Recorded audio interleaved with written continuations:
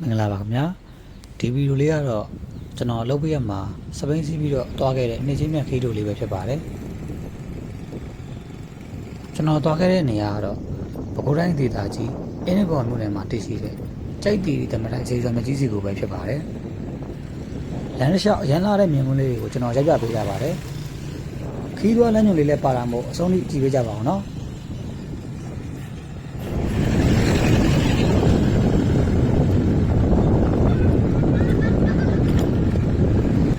ကျွန်တော်တို့အမှတ်နဲ့လမ်းမကြီးတိုင်းတက်တယ်ပဲတော့မှာပါက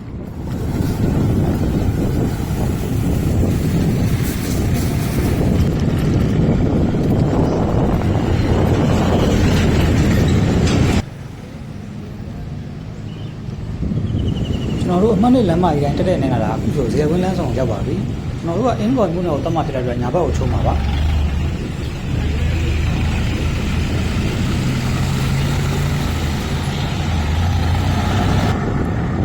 ဒီလမ်းကတော့ရန်ကုန်မန္တလေးဝေးပြေးလမ်းမကြီးပဲဖြစ်ပါတယ်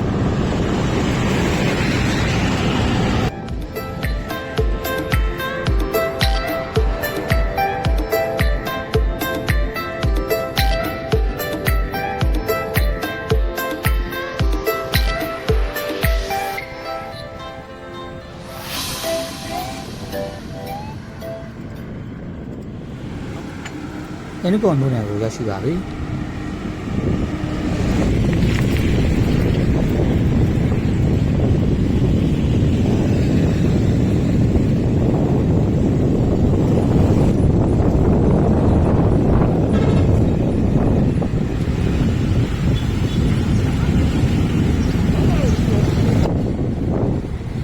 ဒီဇိုင်းပုံလေးကိုမြင်တော့ကျွန်တော်တို့ရောက်ပါပြီညာကိုချုံးပါပေါ့နော်ကားနဲ့ဆိုလို့ရှိရင်တော့ထဲကို9မိနစ်လောက်ဝင်ရပါတယ်ကျွန်တော်တို့စပိန်နဲ့ဆိုတော့မိနစ်20ဝန်းကျင်လောက်နေရပါတယ်ဗျကားလာအတက်ကြီးဖြစ်ပါတယ်လေအရင်ကြီးတော့မဟုတ်ပါဘူးတက်ကထဲကိုဝင်လာတဲ့လမ်းလျှောက်မှာတော့လူနေအိမ်လေးတွေရဲ့တောရဖုံးကြောင်းတွေအများကြီးရှိပါတယ်ဇေဒီပရိုတွေလည်းအများကြီးရှိပါတယ်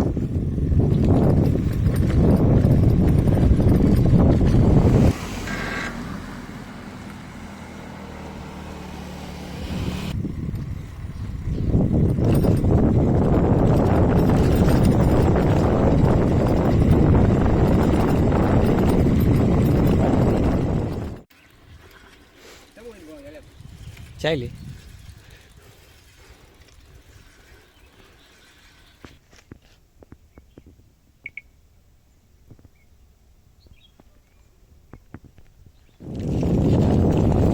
ဈေးများသလားတော့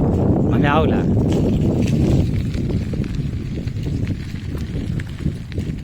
ဟောဒါရွှေညာညာ